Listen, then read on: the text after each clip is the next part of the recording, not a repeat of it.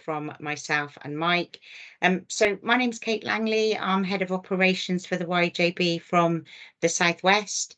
I'm just going to start by giving a little bit of summary and a bit of background about ECM for people who may not kind of be fully aware of the model. So Enhanced Case Management was established in 2013, and that was following a review of data for approximately 100 children in the youth justice system in Wales with significant offending histories. And really what this evidence was that whilst the number of children in the youth justice system had continued to decline, reoffending remained high, and we found a greater concentration of children in the youth justice system with entranced patterns of offending and complex needs, and particularly those that stem from childhood trauma and adverse childhood experiences.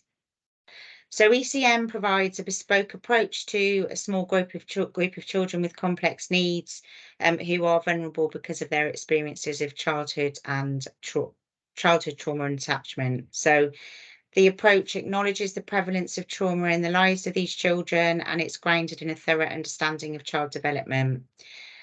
So it was developed as a psychology-led service, which includes multi-agency case formulation and intervention planning, and it enables youth justice practitioners to tailor and sequence interventions more effectively according to the developmental and mental health needs of individual children. It's underpinned by a theory of change, and it's based on their trauma recovery model. So the YJB worked with the Welsh Government to test and demonstrate proof of a trauma-informed approach between 2013 and 2018, and this included 2 independent evaluations of the model, the first by Cordis Bright in 2017 and the second by Public Health Wales and Bangor University in 2021. So based on the positive work in Wales, a smaller scale pilot was therefore proposed to further test the model in the southwest of England in order to build on this success and extend the initial work. And the 4 youth justice services included in the pilot were Bristol, North Somerset, Bath and North East Somerset and South Gloucestershire. And I think just an opportunity really to thank those youth justice services for their involvement in the project. So as part of our support around the Southwest project, we commissioned a further independent evaluation to continue to build on the evidence base around trauma reform approaches in youth justice and ECM in particular, which is what you're going to hear more about today. I just also wanted to touch on the recent project, which was actually phase 3 of the Southwest ECM project, which has run over the last 12 months. And whilst it's not part of the evaluation, I just kind of wanted to mention it really because we recognise that a number of services across the Southwest were embarking on their own journey towards the delivery of an ECM model. And what we wanted to do was really ensure that we disseminated and embedded the learning from the Southwest ECM more widely across the region. So that project has just concluded, but it's resulted in trauma champions being developed in the other 9 youth justice services in the southwest of England, and the senior practitioners from the Southwest ECM project have provided significant training for those trauma champions. And you know, there really is kind of a goal really to progress trauma-informed practice across the southwest region. And I suppose also just to kind of acknowledge really that we recognise that every youth justice service will have a different approach and will operate within a unique landscape, which will impact on how they deliver trauma-informed approaches. But we hope that the findings from the evaluation are useful for youth justice services in their journey of developing and embedding trauma-informed approaches. So I'm just going to hand you over to Mike to talk a little bit about the delivery of the Southwest ECM. So Mike. Thank you, Kate, for that useful summary. Good morning, everybody. Obviously, I don't want to repeat what Kate said. Just a little bit of contextual information I thought might be helpful. So the 4 Avon Somerset Youth Justice Services formed part of the consortium that was established in 2010 around resettlement, and I've been the coordinator of that group. And obviously the focus was around young people in custody, effective resettlement, with a view to seeing them not returned to custody through further offending. And the outcomes of that project were really positive. Numbers in custody reducing, and numbers seen later in the custodial system reducing. So over time, we began to shift our emphasis towards effective case management of young people in the community rather than in custody. And therefore, when we were approached by the YJB to trial ECM, that fitted very well in terms of encouraging practice development and managing challenging, complex young people in the community. So that was very much a win-win, I think. And since that time, that trauma-informed approach has provided a really supportive construct for staff. And it's also given a sort of a multi-agency ownership of these challenging young people. So we're pleased with the way that's developed. We have the ECM case formulation meetings with the psychological input. We've had 3 renditions, you might say, of psychological input since 1919. And now we have the forensic CAM service as our key psychological lead. And one of the challenges going forward is going to be how we sustain that as a business as usual model. The other challenge we have is that we've had one senior practitioner across the 4 youth justice services providing both consistency of approach, training inputs, structure, opportunities for reflective supervision. And so we have to look going forward whether we sustain that additional resource or how we transition that into the existing structures of youth justice services. So that was where we're going, because with the Youth Justice Board's trial period ending in March 22, we were pleased that the framework of integrated care, which is one of the Integrated Care Board's vanguard site, took on this initiative as one of their key work streams. So at the moment, we're funded and supported through the framework of integrated care and the 4 youth justice services. So I think that's all I wanted to say for now. But I look forward to seeing what Liz has got to say. Thank you. Thanks very much, Mike. So can everybody see the presentation on the screen? Yeah? Okay, great. Thank you very much. And Adela is going to be moving the slides along, so I'll just indicate. So thanks very much for joining us today, everyone.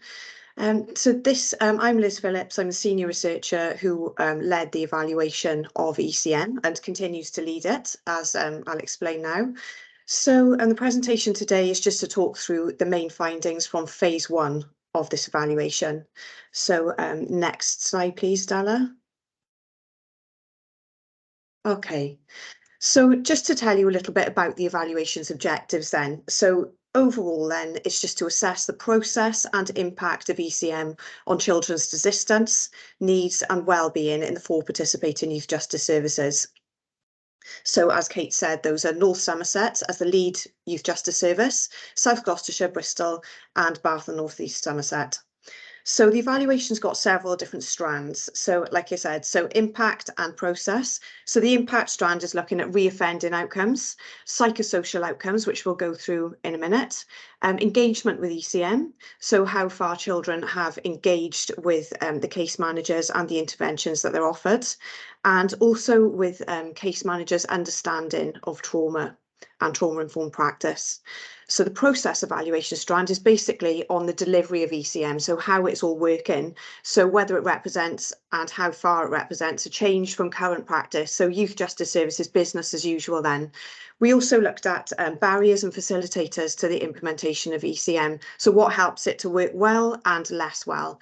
And then those 2 elements combined lead to an overall assessment then of ECM.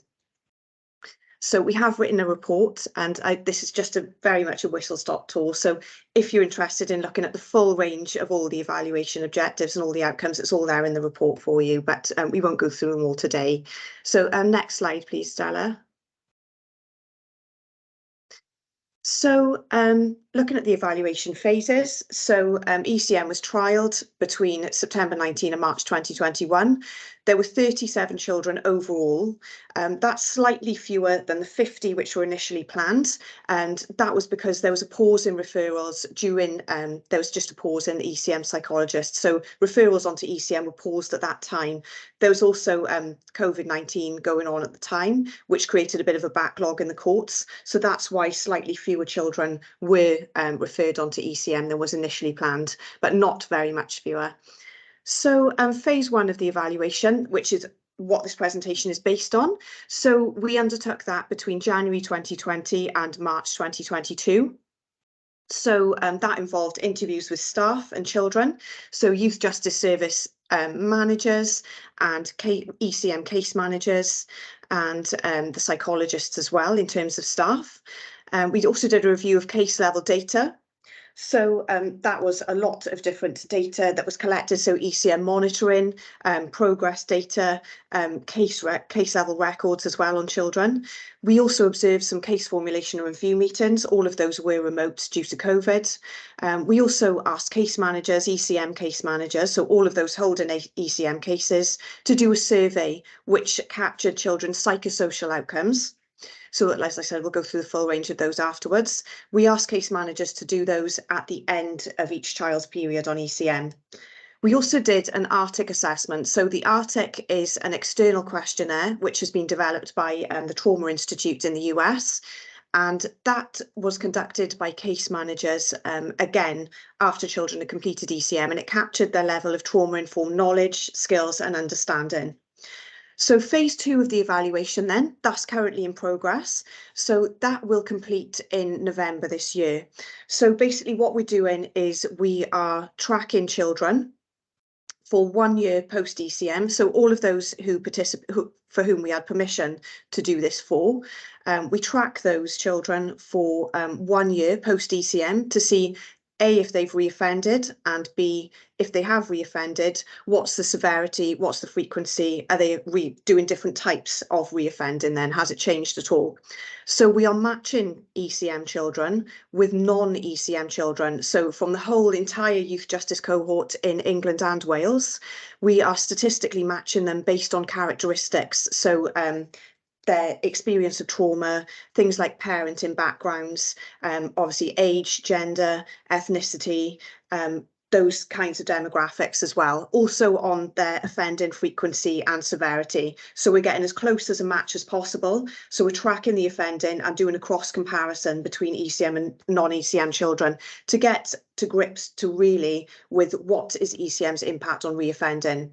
So this element of phase two, as Kate mentioned, there have been previous evaluations of ECM, but they have never before done this reoffending data analysis. So that will give us that objective measure about the impact of ECM on reoffending.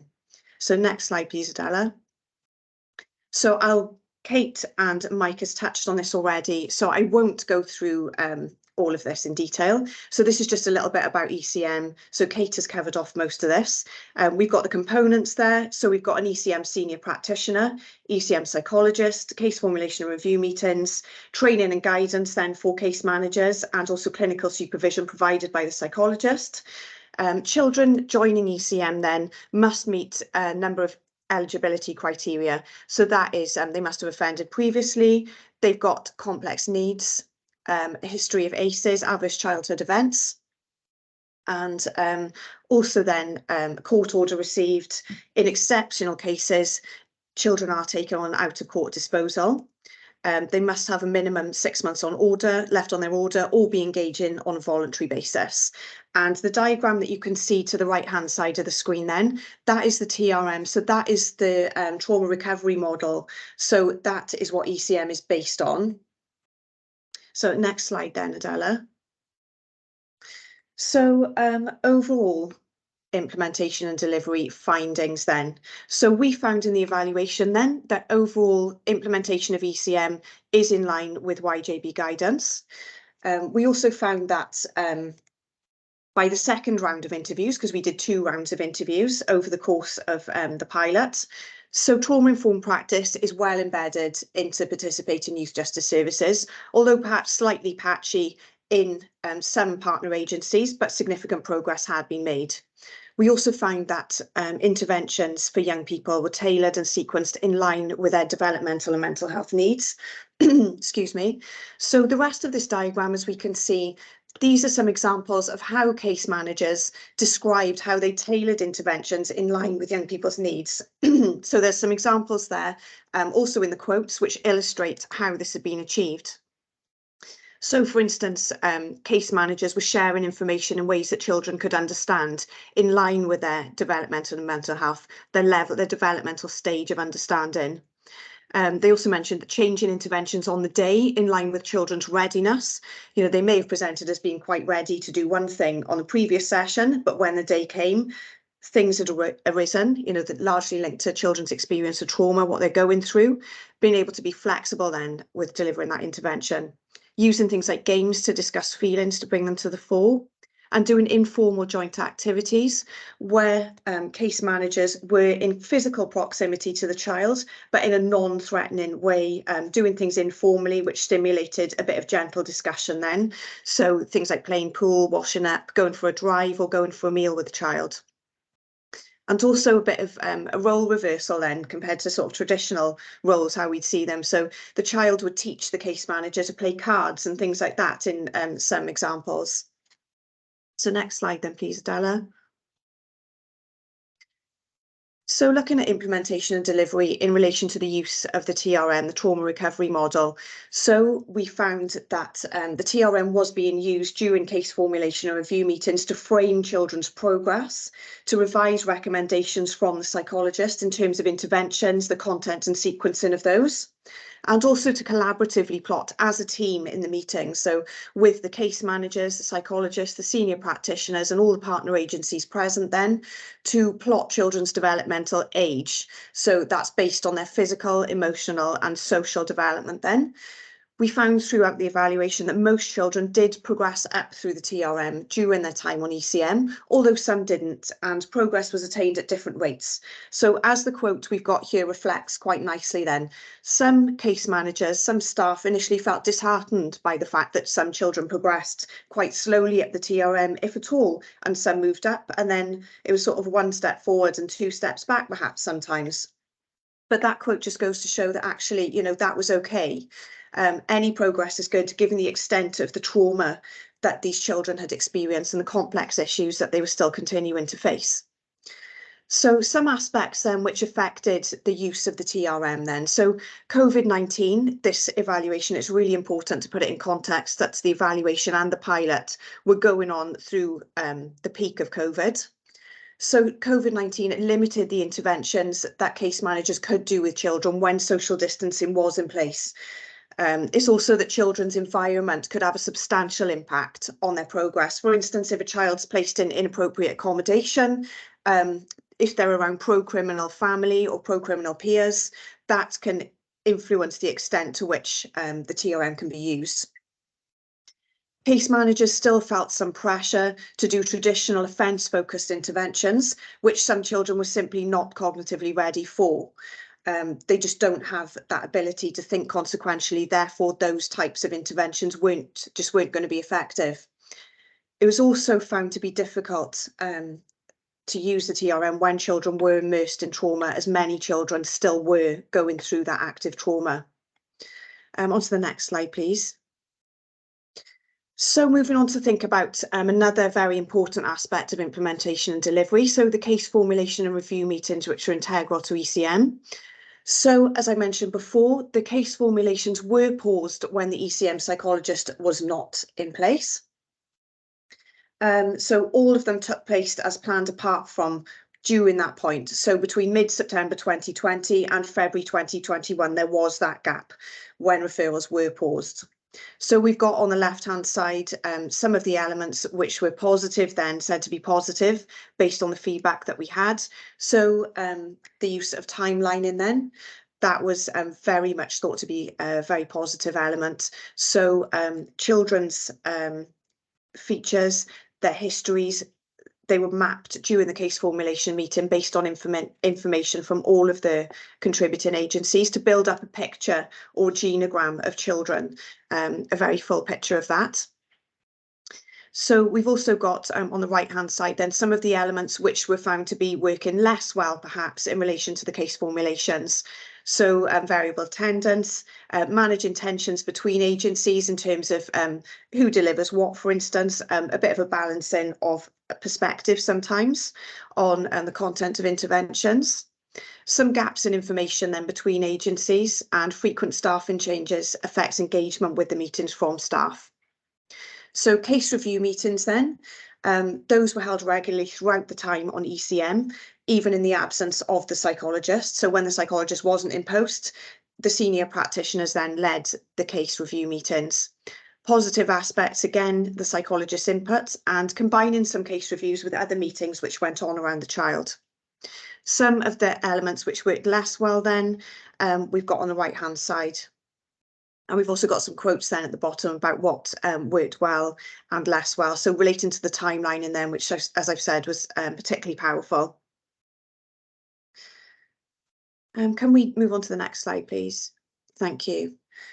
So in terms of the psychologist input then, this is central to ECM. It's a key feature of the approach. As I mentioned, there was that gap there. We asked interviewees at the second round of interviews that we did, so later on in the pilot, we asked, so does it matter if a forensic psychologist takes the post, or a clinical or an educational psychologist? Indeed, does the type of psychologist matter at all? Because the initial YJB guidance stated that ECM should ideally be delivered by a clinical psychologist, so that was the ideal, but those from other disciplines could in fact be suitable provided they had the right training and the right experience. So in reality then in ECM, there were several psychologists who delivered the role. So initially it was delivered by a counselling psychologist, then by the Forensic Adolescent Consultation Treatment Service, then we had a gap, and then we had some YCS employed educational forensic psychologists. So most of those that we spoke to then felt that all ECM psychologists added considerable value to the approach, although a minority felt that forensic psychologists were most suitable to ECM due to their experience of working in custodial settings. So as Mike mentioned, I think current psychology provision for ECM is through local FCAMs. So there was some feeling then that the psychology provision was the best feature of ECM for the reasons outlined below. So it places children's behaviour in context, it validates and adds weight to youth justice service practice. The formulation report then was, which was circulated then to all members involved in the initial meeting. So that was felt then to be very valuable in facilitating consistency and understanding of the child's background and their circumstances. So the psychologist's input was provided flexibly, which was again seen to be a really valuable element of that input. So there was 3 levels of support. So just to explain a little bit about that. So there was full ECM cases whereby children had a full formulation and a report. There was out of court cases, so there was only a very small number of out of court cases, so they were only considered in exceptional circumstances, as I mentioned. So they had a consultation and a short report. We also had then mini formulations, so exploring and providing guidance on issues that children who were not officially supported by ECM were experiencing. So again, some of the more the elements which were seen to work less well, inconsistencies and gaps, they were felt to disrupt the ECM pilot. So that was thought to be something which was quite key. Agencies' implementation of recommendations, so the different partner agencies which were involved in delivering ECM. So their implementations of the psychologist's recommendations varied somewhat. There was a little bit of feeling that the recommendations were too many or too academic. For instance, they may not work that well in practice on the ground. A little bit of blurring of the roles between the psychologist and the case manager, that could perhaps be clarified going forward. there was some feeling that actually meeting ECM, because at the moment, the psychologist doesn't actually meet with ECM children. They just provide their input on a remote basis based on information that they've received. Meeting ECM children could potentially enhance understanding. And actually, in a similar vein, observing intervention sessions could better target advice. So moving on then, please, Adela. So training and clinical supervision then.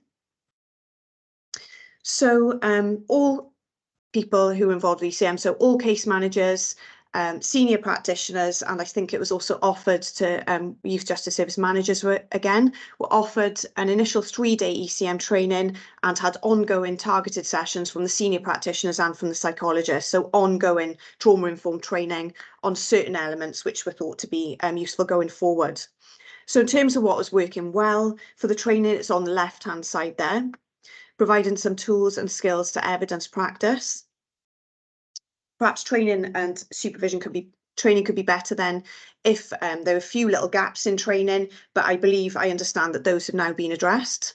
Follow-on training to inform practice beyond the initial relationship building phase, which was obviously key to ECM. So sort of what happens next, you know, after we've spent time on that relationship building. So what's next? There's some feeling that training could be more impactful when delivered face-to-face. That, again, as I understand it, has resumed. That was paused due to COVID, so things did go on remotely then, nevertheless. So clinical supervision then, this was provided by the ECM psychologists when they were in post. So we've got the key components of it there. So reviewing children's progress, discussing issues and barriers, how to overcome them, offering support with relationship building and fostering children's engagement.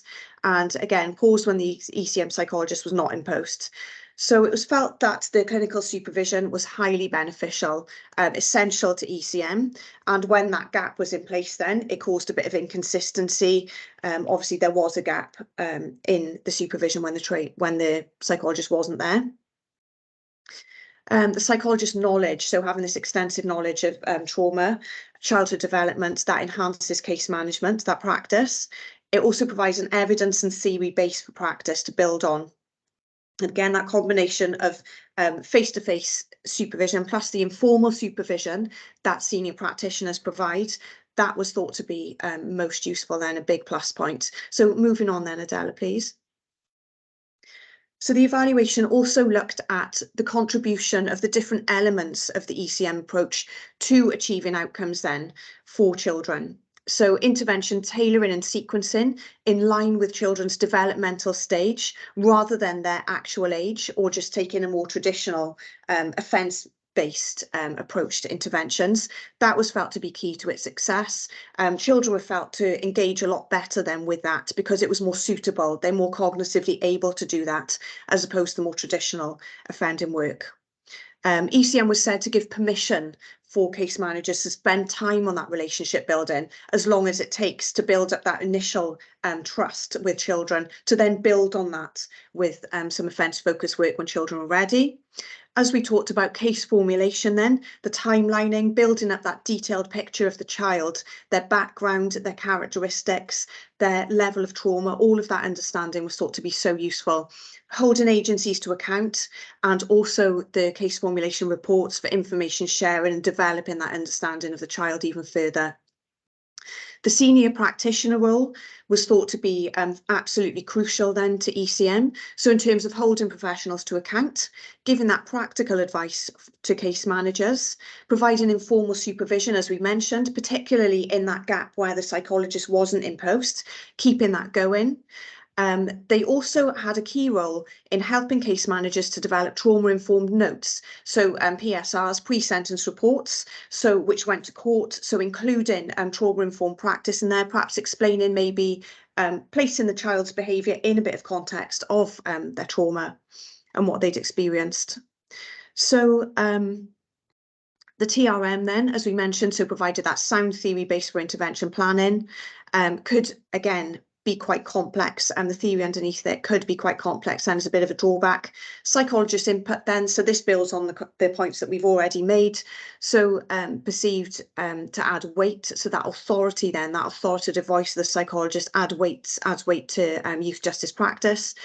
The initial psychologist had also been integral to setting up ECM, getting it off the ground, and as we mentioned, supervision, advice and guidance. Then we've got some illustrative quotes, so just to leave them for you to have a little look at. So if you could move on then, facilitators and challenges. So what helps ECM to work well? So again, I won't go through every single one of these points. We've touched on some of them before. So it's fundamental to mention that as we've been through, the ECM pilot took place during COVID-19. So that impacted in terms of limiting the kinds of approaches and activities that case managers could do with children. For instance, during the height of the pandemic, case managers only saw those who were at greatest risk face-to-face, but stayed in contact with others via phone or FaceTime. Case managers did, however, take creative approaches then to delivering interventions, and support from the senior practitioners and the psychologists helped to facilitate that.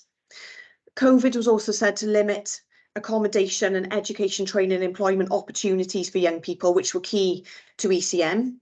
It also impeded face-to-face supervision, but supervision did continue online. It also had an indirect impact. It's important to mention, again, we touched on this at the start of the presentation, that ECM referrals were slightly limited due to court's backlog. So children's cases weren't being processed by court at the height of COVID. So there was a little bit of backlog in terms of referrals onto ECM. So what helped ECM to work well? Having senior level buy-in and support, that enthusiasm from youth justice services, and again, a big belief in ECM and trauma-informed practice. Those other points we've been through, so spending time on relationship building, case formulations, really, really valuable. Having steering and operational group meetings. So those went on aside from, so those were in addition to the case formulation and review meetings. So those involved other staff, some of whom weren't actually involved in the case formulation and review meetings, so helped to foster support for ECM at that senior level. The senior practitioners, as we mentioned, so their varied input, their enthusiasm and willingness to support case managers, the psychologists and everybody, partner agencies as well. So again, we've been through all those points there, so I won't repeat them. Challenges, COVID was a massive one. There were some cultural issues. So for instance, some partner agencies believed in punishing, not helping children, not seeing perhaps that whole picture of the child, that holistic view, the child in terms of what they've been through and what they continue to go through, taking that trauma-informed approach perhaps. Some saw ECM, particularly when we did the initial interviews, some partner agencies perhaps saw ECM as a cure-all approach, so that magic bullet, which is solely Youth Justice Services' responsibility, when in fact it was very much a multi-agency approach. On a practical level, some of the challenges, maybe a few too many meetings, but they did provide a structure where no meetings were previously in place for some children. On a practical level, some ECM children were then placed out of area. They might start with one youth justice system, but then be placed out of area, which reduced their contact with the participating youth justice service. More formal accountability structure was said to be needed, perhaps with ECM. Some issues to do with resourcing. Again, as we've touched on, that gap and inconsistency in psychology provision was massive. Perhaps case managers need a bit more time with children, so maybe even more than 6 months to start building those relationships and to use that relationship building as a foundation then to start doing other work with children once they progressed. There was at the time of writing some uncertainty about funding, but ECM has been continued, as Kate said at the start. And we've been through COVID as well as some other challenges there. And can we have the next slide, please, Adela? So in terms of criminal justice outcomes, so the phase 1 report and this presentation today, as we've said, is based on interviews and a review of the case level data. So we can't actually draw firm conclusions about impact on children's reoffending. However, as we said at the start, so the phase 2 evaluation, which is ongoing now and is going to be reporting later on this year. So that involves an innovative methodology, which involves a statistical matched pairs analysis of police national computer data. So, as I've said before, we're matching ECM children with non-ECM children from the entire youth justice cohort who are matched on those key characteristics to see what reoffending is going to be like 1 year after ECM. So phase 1 then, that shows, so again, based on the interviews and the case level data, it shows a fairly equal split of desistance and reoffending among the ECM cohort. When considering that statement, though, it's important to bear in mind that here we're talking about the most serious, the most persistent children here in terms of their offending. So to see that sort of impact emerging here is something which needs to be considered. So some of the case manager feedback points to reduced breaching, and in some cases were no breaches. So we've got some nice illustrative quotes there. So I'll leave this on the screen for you to just have a little read of while I'm talking. So these were, bear in mind, these were the most persistent young people who didn't tend to stick to their orders in many cases. In some cases, then, we had a decreased frequency and severity of, or in some cases, no reoffending whatsoever. Some children, again, this is crucial, were better able to reflect on their behaviour and circumstances after engaging with ECM. So we've got quite a nice quote then from a young person then at the bottom saying that how much they feel that they've changed. Can we move on to the next slide, please? So psychosocial outcomes then. So these were largely explored on the case managers survey. As I mentioned, case managers completed an online survey at the end of children's time on ECM. So all of these outcomes here, so we've got all of the psychosocial outcomes that we explored on screen here.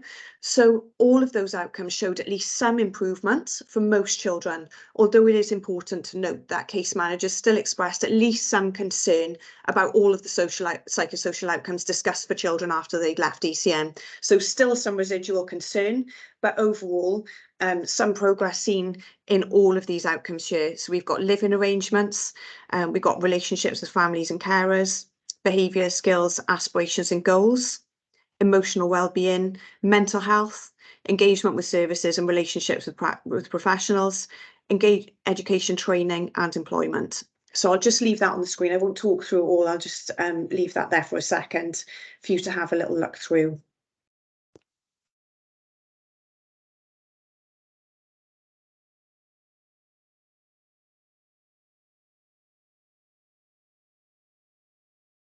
So if we can move on to the next slide, please.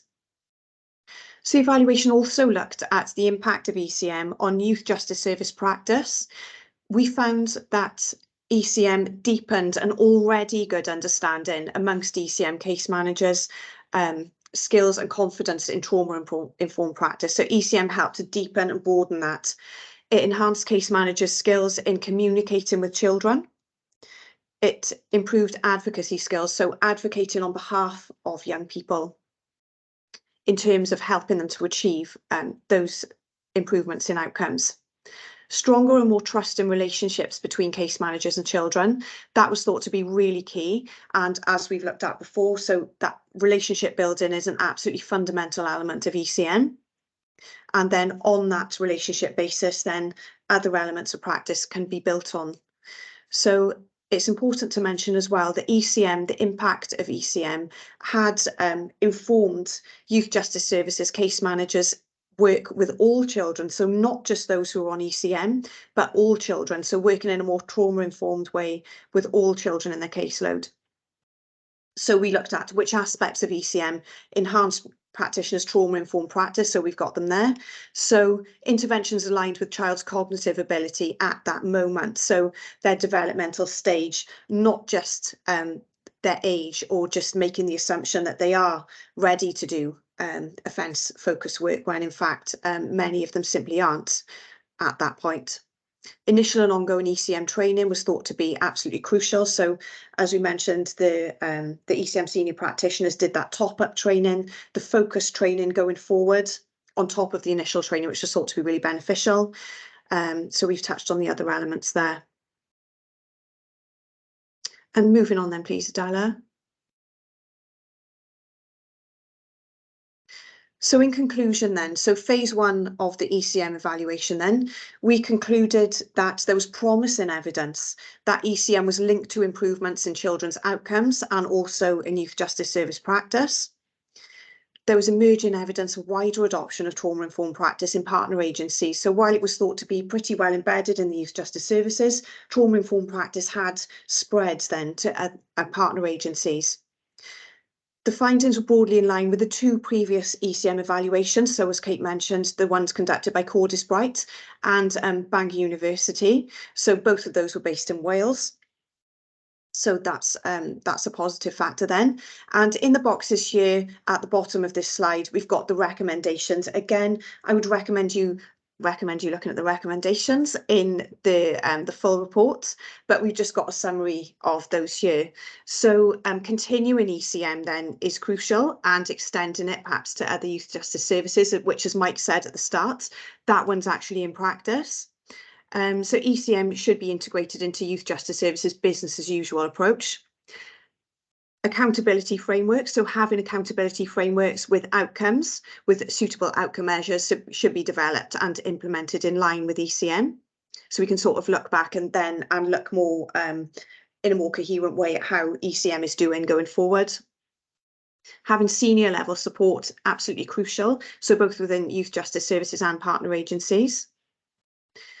So eligibility criteria and referral and closure processes need review. We didn't go into depth about the eligibility criteria or the referral and closure processes, but there were a few separate recommendations in relation to those. So the full findings of those are in the report.